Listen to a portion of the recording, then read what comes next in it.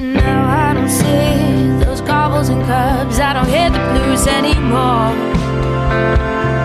Rough Trade is giving away a third of the first 3 months of the Rough Trade Club plus new music membership exclusively to 101 Part-Time Jobs listeners. Become a member of Rough Trade Club New Music and you'll receive the Rough Trade Album of the Month straight to your door every month on exclusive vinyl pressing with exclusive bonus material. Club members have received exclusive pressings of albums from Sufjan Stevens, Sprints, The Last Dinner Party, Julie Byrne, and Over Mono, just to name a few, this past year alone. Sign up using the promo code CLUB101POD and you'll get the Rough Trade Album of the Month, English Teacher's excellent debut album, This Could Be Texas, on exclusive Galaxy Gold for a third of the usual price. Here's English Teacher on a recent episode of 101. How many opportunities do you get to write a debut album and have all of this, sport behind us? I don't know, I really like the idea of holding the bar as being like classic songs. You only get one shot at a debut. Don't want the album of the month but still want all the benefits? Sign up to the standard tier using Club 101 Pod and you'll still get the first month free. You'll also get free shipping on all orders, 10% off the bar and on secondhand vinyl in-store, and exclusive access to sold-out Rough Trade events. So don't hang around. Go to roughtrade.com/club and sign up with the code CLUB101POD. That's CLUB101POD and claim money off the album of the month, English Teachers This Could Be Texas, today. This offer's available to UK residents only.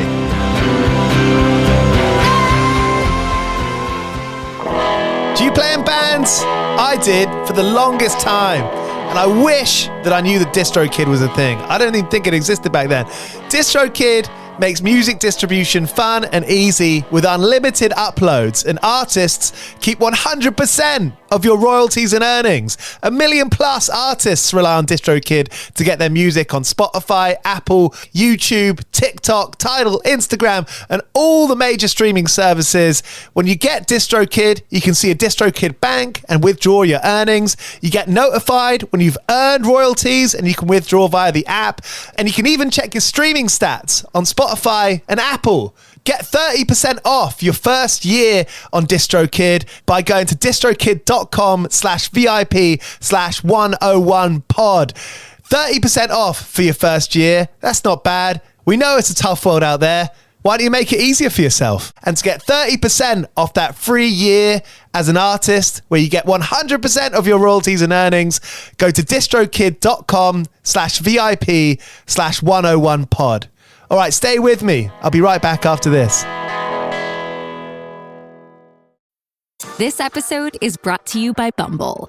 So, you want to find someone you're compatible with, specifically someone who's ready for a serious connection, totally open to having kids in the future, is a tall, rock-climbing Libra, and loves rom-coms with vegan pizzas on Tuesdays just as much as you do. Bumble knows that you know exactly what's right for you. So whatever it is you're looking for, Bumble's features can help you find it. Date now on Bumble. The Vietnam War, it's over. Your job's just begun. A new HBO original limited series. Welcome to the world of spycraft. Strap in. From executive producers Park Chan-wook and Robert Downey Jr. What are you concealing? Based on the Pulitzer Prize-winning novel by Viet Thanh Nguyen. What if I told you that I was a communist spy? How did you become this? The Sympathizer, streaming April 14th on Max. Subscription required. All right, you're listening to 101 Part-Time Jobs with me, Giles Bidder. It's the podcast where I usually speak to bands and artists about the different side hustles they've worked, their journey, and how they've been able to keep music a priority. Yesterday, I had Oscar Brown on the show. His new EP, If Only, is out today on So Young Records, which is a record label born out of a magazine. They've been going over 10 years now. It's a fully illustrated new music magazine, so they only feature stuff they like. Everything in there is illustrated, and their attitude, their spirit is all about community and celebrating the good stuff. I met one of them at the Social, great venue in London run by Heavenly Recordings, at one of their nights there, and got chatting, And Sam was saying how he taught football in the daytime. So it's kind of been on my mind over the last few years. I should get them on the show, ask them about their story of doing the magazine and record label, because it's not too different from being a band in the way that there's lots of parts moving, lots of admin, lots of creative imagination that goes into it that fuels the whole thing. So yeah, now today's the perfect time to do it with Oscar Brown's EP out today, which is amazing, by the way. Go and give that a listen. Go and pause this, go listen to the Oscar Brown EP and come back here. And hopefully that makes for a pretty good afternoon, morning, evening, whenever you're listening. Thanks so much for listening to the podcast. I love doing 101 part-time jobs. I love hearing about these stories of building your own world, creating, an adult's version of a treehouse or a skate ramp. That's how I see it. If you like the show, if you like this episode, please subscribe, because those subscription numbers mean I can keep on getting brilliant guests, keep on getting brilliant bands and artists. And speaking of which, coming up, we've got Buck Meek from Big Thief, Jelani Blackman, Pip Blom, who else?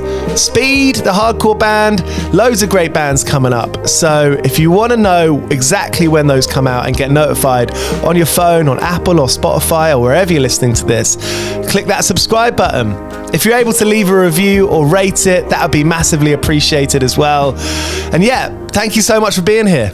Before we get into this episode, I'm going to speak with Rebecca from the band Eka, who is a brand ambassador for Ampolo, which is a free app. You can download it now. If you want to practice along with an existing song, you say you want to play bass to Rage Against the Machine, but you want to play along with it, you can take the bass out and practice along just like that. I think Rage Against the Machine is my... Bomb Track was the first song I learned to play on bass. That first song you learn, it stays with you, doesn't it? I remember mine, which was Just Like a Prayer on saxophone. But yeah, I used to play that for hours, like trying to get it right alongside the CD player. You sat there trying to rewind, get it to the right point. Playing along kind of with the vocal. It's great for kind of doing covers and just learning the songs, basically. And that's on Ampolo. It's free. Anyone can download it now on the App Store. You can record yourself so you can see how you're looking when you play it. Make sure your tongue's not sticking out when you're trying to play some riffs. Happy practicing. All right, here's Sam and Josh from So Young magazine and record label here on 101 Part-Time Jobs. 101 Part-Time Jobs. There's a few stories about how we started the magazine. Yeah. I mean, we had a Tumblr blog, which was just like my music taste posted on Tumblr. It wasn't really like curated with like curation in mind. It was just like, here's what I'm into. And Josh, he studied illustration, and we went to school together, but like we weren't mates or anything like that. Like, yeah, we'd like, and we just had like a mutual friend who kind of like just drew us together, and then we realized that the mutual point for us was music, and then kind of managed to convince Josh that some new music was good. Yeah. And then on the way home from like a gig, which happened to be a Palmer Violet show, Josh actually just told me we were going to make a magazine or a zine. Like, yeah, because I was really into fanzines, like old punk fanzines. So I'd studied and researched them a lot, and it was just like, yeah, Palmer Violets were just kind of the perfect band to kind of start this whole project together. So I essentially wanted to make a punk fanzine, and Sam had this blog, and it kind of just made perfect sense to make it from that. I feel like in our generation, we probably caught the tail end of opinion music journalism. Yeah, I think so. You were talking about that the other day, weren't you? That's kind of the end of opinion. Yeah, it certainly doesn't exist anymore. Well, to be fair, like press and journalism barely exists or has a place on paper anyway, but for people to actively pick up. But I don't know, like I suppose my relationship with zines was non-existent until I met Josh, to be honest. But I'd buy The Enemy every week, and I got bored by the covers on The Enemy that weekly, and the repetition of the same. I guess that was probably a signifier of the downfall of like print media, is that you were seeing the same old faces on the covers of The Enemy, and that's because they sold magazines, and that became probably more and more important as I came through, and we just got heavily inspired by the writers within the magazine who were willing to take a punt on new artists, like Matt Wilkinson, for example. Like, he was like new music writer at the time, and then became the editor there. Like, he would have a genuinely thoughtful but champion based opinion on new artists, and that really chimed with us in terms of what was ticking with us at the time, and also just like as like an antidote to the kind of our boredom of the repeated stories within music, I suppose. But I don't know, I think we were just ultimately inspired by just like a wave of new bands, weren't we? Like from Palmer's, and then like bands like Peace and Wolf Alice were all sort of coming through at one time. It just felt like something was happening. I think as two guys who had just graduated from university and had just stumbled across a load of new music, like for us that was like a scene, that was something you wanted to be a part of. Like as you get deeper into it, you realize how little it is physically a scene, I suppose, and actually it's more just the way it's spun. But from there it felt like really exciting, and it felt like a perfect starting point to create something quite ridiculous like a new magazine. I get that, because those like communities or those groups, you know, you read the liner notes and you realize someone thanks someone and that they might be friends, and they live in the same town.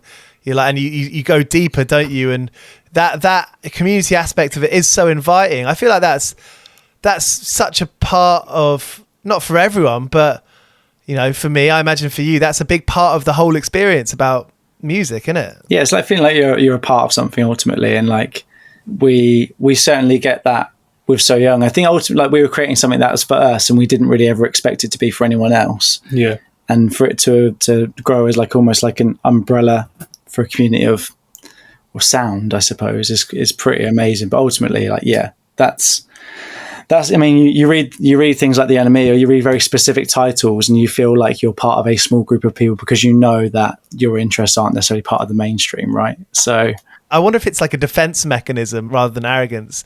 Like when you're into something at school where everyone is trying to box you in as a grebo or a, you know, this or that, or a chav or whoever, what have you. It's almost like when you're into something quite niche, it's a defense mechanism to kind of blinker out everything else. And that can sometimes come across as arrogant. Yeah, like you kind of like, if people take the piss out of you, you're kind of like, well, you don't know like how cool I actually am. Don't worry about it. If only you knew. Yeah. You don't know how many Pokemon cards I got. What was putting the first issue together like? Like how painful or easy was that process? And do you remember the first interview that you did for it?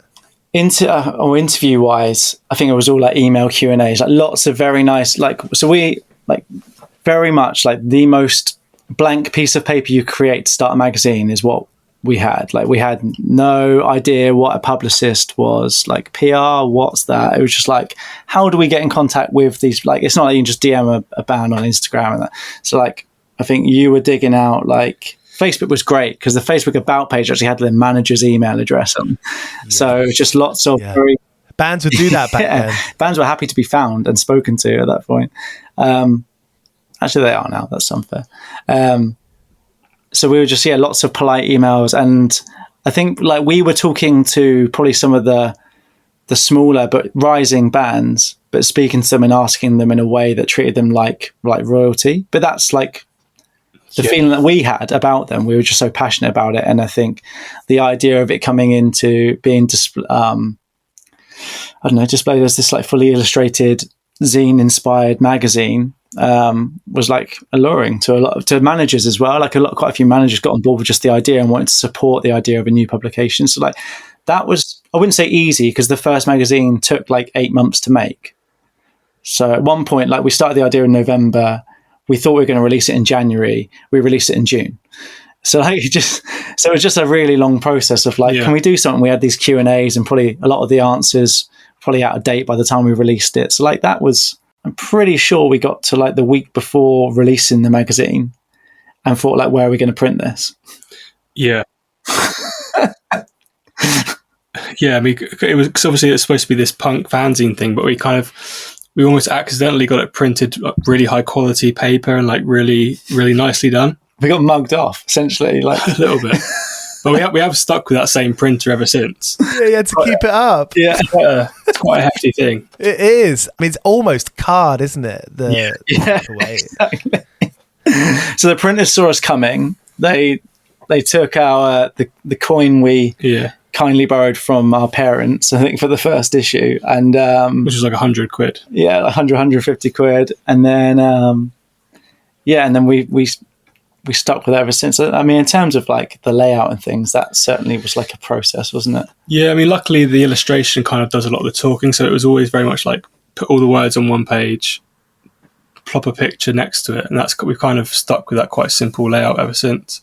But I remember being so stressed about sending it to the printers and stuff, like reading every single word about 1,000 times. Like we don't do that anymore. I used to do a little column in the iPaper called The Playlist, where it included 8 tracks a week, and I'd spelt things wrong all the time.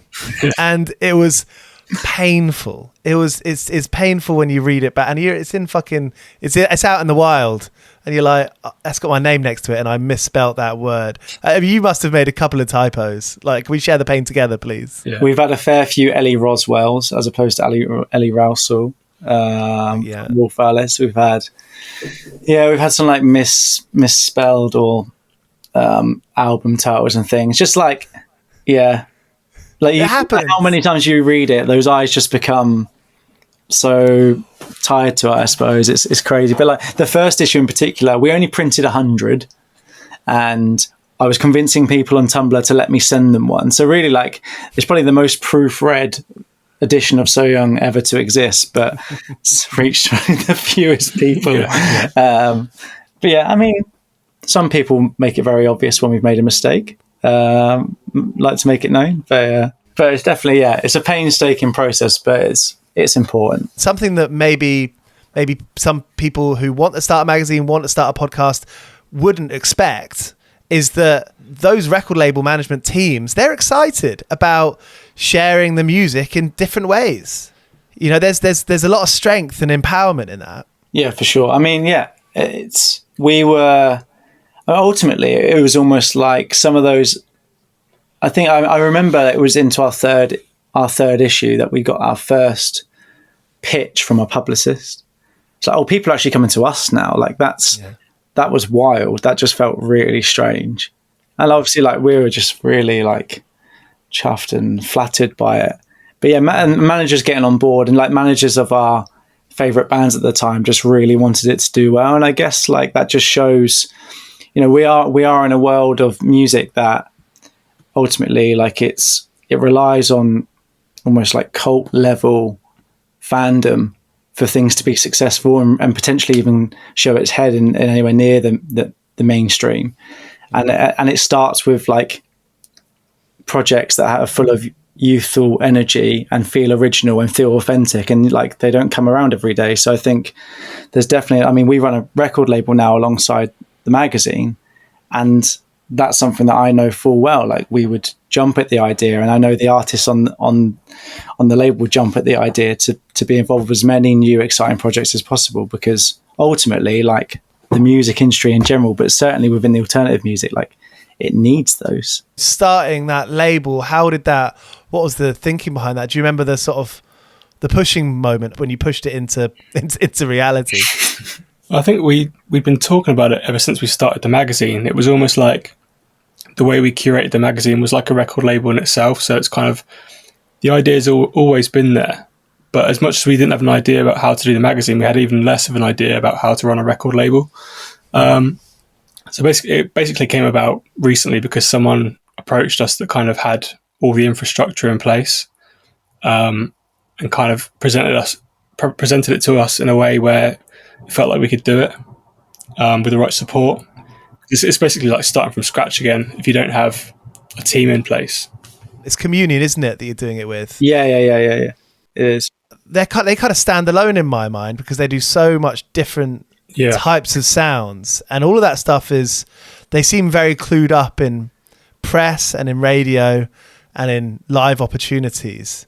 They seem to have it all, and I've met a few people that work there, and they're all really lovely. Yeah, no, they are amazing. I think ultimately, like, their story is one that's kind of similar to ours, and from a sonic point of view, it comes from a very different place.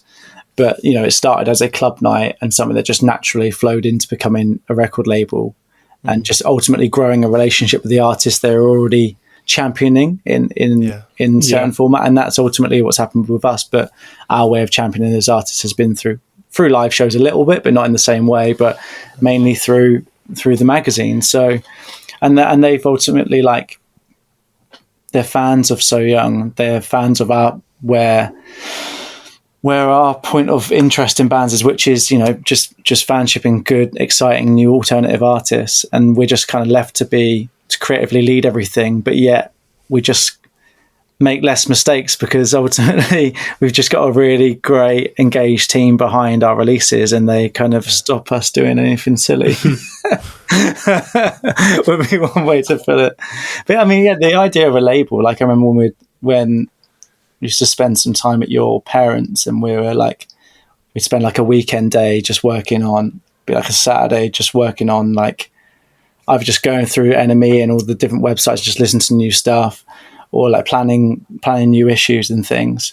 And then you'd probably just finish work or something. You were like collecting trolleys at like garden centre, and like you just say, just daydream of starting a record label. And we used to like watch like the Upside Down Creation Records story film and stuff like that. Like, very much was in like a centre point of the formation of what became the magazine, was actually the idea of a record label. But it's only when we think back about it that we realize, like, kind of, it's probably always going to happen in some way. 101 part-time jobs. 101 part-time jobs.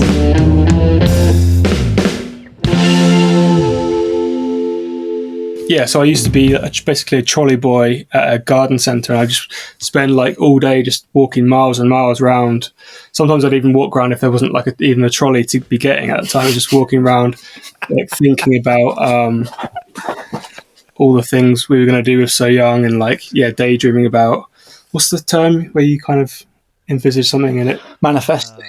Yeah, manifesting So Young, essentially. Getting into the illustration side of it, Josh, were you already? I mean, it's so great the way it's laid out, the logo, the vision. It feels just really, really nice. It's like a really attractive thing to open up, and I have it on my side here that I didn't want to put it back there. I wanted to like keep it out so I could see the front cover because it looks nice. How do you think your art's grown over the years since that first issue? I think I've grown from feeling like I'm an illustrator to more of like a curator, like you're saying. I don't necessarily consider myself an artist or an illustrator anymore. It's kind of, I like to think I'm more of a creative director, like the creative director of So Young, which sounds a bit pompous, but like that's essentially what it is. Which I enjoy much more, kind of having some input on other stuff. It goes back to like the difference between the magazine and the label. Like, I feel like we feel like the wins with the label are bigger than the ones with the magazine now, even though that's kind of on someone else's behalf, because you've kind of just been there like bigging them up along the way. And it feels like, feels better when someone does really well from the label than when something happens with the magazine. That's interesting. So are you getting into artwork and record layout? Yeah. We have a big part in that, and obviously it's their art, it's their music, so they get to choose that, but we just make sure that we are there to support and elevate it where we can. And obviously, doing the magazine, we've got loads of great contacts in every part of it, from videos, illustration, photographers. So I feel like we have a fair bit to offer the artists on our label. When you say elevate, I think growing up it was a bit like, oh, you work with a label and they sort this out for you, they do this for you, do that. Now in reality it's a lot more about collaboration. I mean that was kind of the basis of the label as well. We never wanted to be just a facilitator. We wanted to make sure that part of our plan was that everything we do was going to be released on vinyl in a physical format, so that we could, every band, even if they were just doing a single or an EP, we made a physical vinyl. So we kind of made sure that art is at the forefront of it. Hey, it's Kaylee Cuoco for Priceline. Ready to go to your happy place for a happy price? Well, why didn't you say so? Just download the Priceline app right now and save up to 60% on hotels. So whether it's Cousin Kevin's Kazoo Concert in Kansas City, go Kevin, or Becky's Bachelorette Bash in Bermuda, you never have to miss a trip ever again. So download the Priceline app today. Your savings are waiting. Go to your happy place for a happy price. Go to your happy price, Priceline.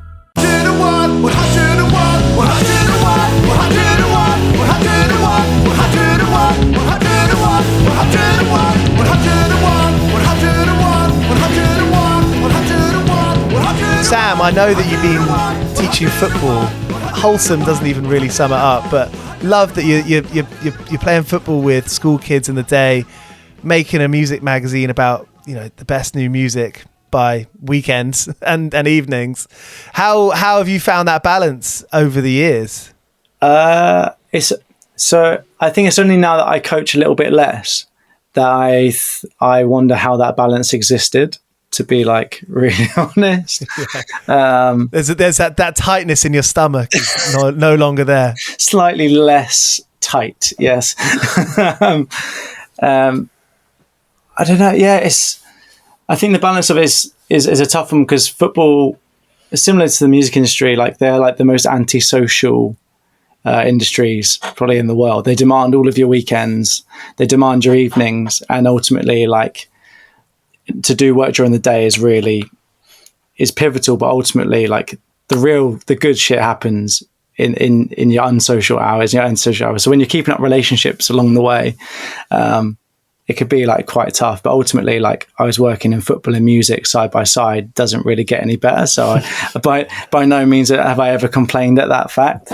But I think I've always sat them side by side and tried to give them the most time, because, you know, we are an independent publisher and now label, and that by no means gives any like real financial security. So, like, I'm a UEFA B licensed coach. I work for Southampton Football Club alongside doing So Young. Like, they come on side, but I need to. But that's always been because if one doesn't work out, and need to make sure I've got the other, and it's just like, and that's obviously demanded quite a lot of hours. But it's smart. I mean, you know, I feel like growing up, my mum was always like, well, you know, she wasn't really. Other people's parents were like, you should have a plan B.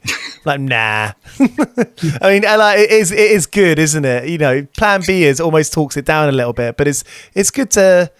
You probably learn stuff from one that you don't learn from the other, and vice versa. I think that's probably quite a healthy way to live, actually. Yeah, ultimately, like, football coaching for me personally allowed for So Young to be a glorified hobby for the first 5 years, and then in the second 5 years get a little bit closer to feeling like it could be a job.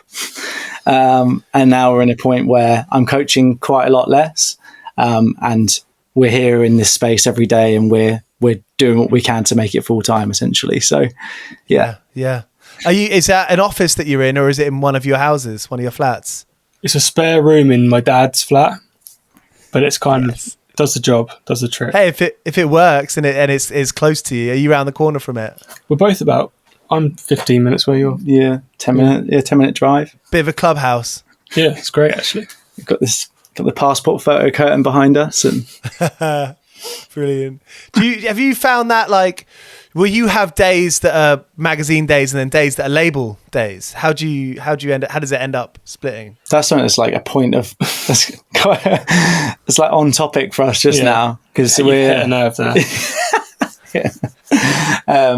Where the label was like an extremely busy period. Like, we didn't, within the first couple of years of starting a record label, expect to be releasing full-blown albums with artists who, you know, have some real ambition, have got some really incredible fan bases building, and that's the case. And obviously, naturally, the So Young mantra behind everything is finding new artists and working with new artists. So alongside full-blown album campaigns that are starting this year, we've also got 2 or 3 new artists to start work with this year, as well as maintaining relationships that we've built over the previous years. And it's basically become like, how can we squeeze in the magazine at this point? Yeah. Like, but then there'll be once it's all done, it's wrapped up, it's like, okay, well, that's kind of like parked and we can focus on the magazine. But I think that's something that we're, as two people, need to really work on, is like, we were just talking about the other day, is like actively going, let's stop working on the label now.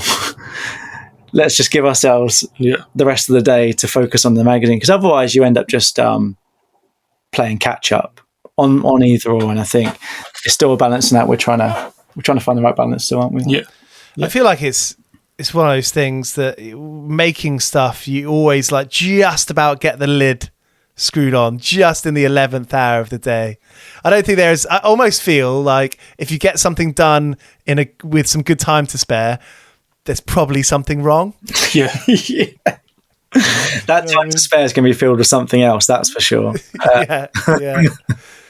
Wicked. I mean, look, thanks so much for talking. Yeah, I think people making something, I'm so into making stuff, creating stuff, a bit of trial and error in there, get some, have some good experiences along the way.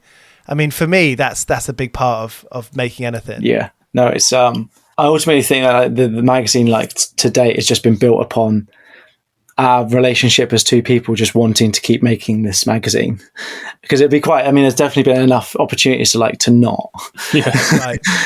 But we're just like keeping on finding a way to push ourselves to like commit ourselves further to these things, and like to be in a position where we're like hosting stages at festivals and, partnering up with like other great labels or like, I don't know, different brands to do things and releasing like clothing and things. Like, it's all just got way out of hand, to be honest. But we're really grateful for it. Which festivals this year can we talk about? So we had a stage at Great Escape in May, and we had a stage at Left of the Dial October before that, and then South by Southwest. Yeah, South by Southwest. We had our first official stage at just gone in. Was that March? March, yeah. And then we've got Truck Festival, and this will be like our 7th or 8th year with them in July. So yeah, really, really cool. I mean, one thing that I want to, just point out and celebrate is you've been doing Truck Festival for 8 years. How long have you been doing the magazine? This is now we were 10 in June. So I think it's probably worth shouting out here that, doing something for quite a long time, for quite a few years, and learning, slowly but steadily, that must, you must have armed yourself with a lot of knowledge that you can't rush a lot of that knowledge. I mean, you tell me, but I feel like you can't skip ahead. You can't fast track any of that. 100%. Like we didn't study. I mean, I studied sports science. That's my degree.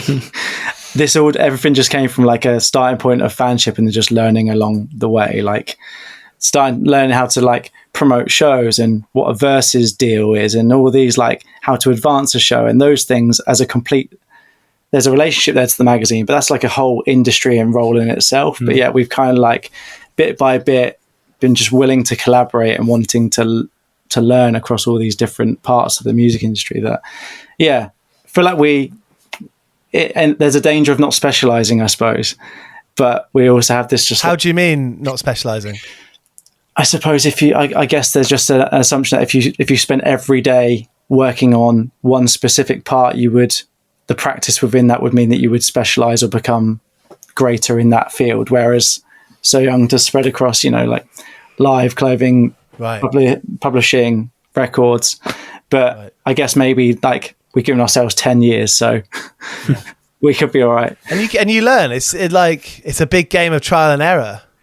Yeah, definitely. Like we feel really fortunate the amount of people that have like bought into So Young beyond just like the individual magazines or products that we release. Like people seem to be really invested in what we talk about and want to feel like they're a part of it. And we see familiar faces at our shows and the same names pop up to buy the magazines and subscribe. Like great. Anyone who's subscribing to the magazine like trusts us is trusting us to deliver them 6 magazines over the next year without knowing what's inside of it. That's so flattering.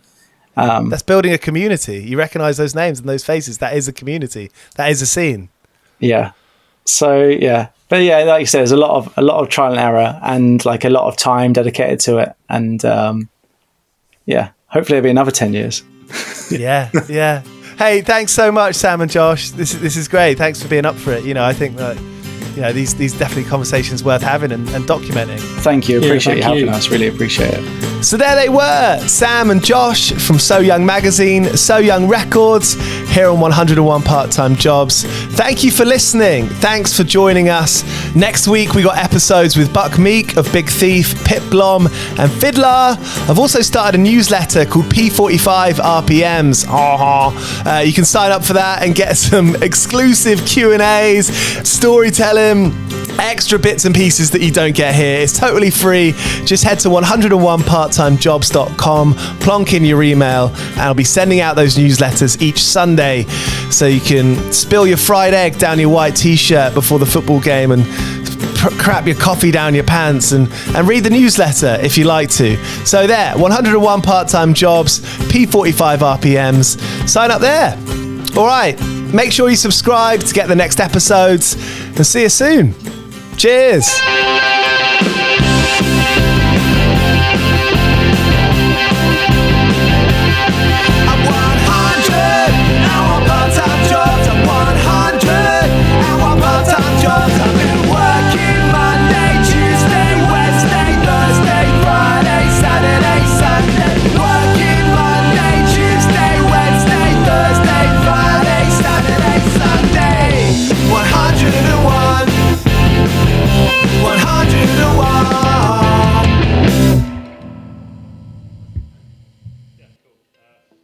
Hey guys, time to get in on the action for the biggest moments in basketball with Prize Picks, America's #1 fantasy sports app. Just select 2 or more players, pick more or less on their projections, place your entry, and win up to 100 times your money. Right now, Prize Picks will match your first deposit of up to $100. Just download the Prize Picks app and use the code GET100. That's code GET100 on Prize Picks for a first deposit match of up to $100. Prize Picks. Pick more. Pick less. It's that easy.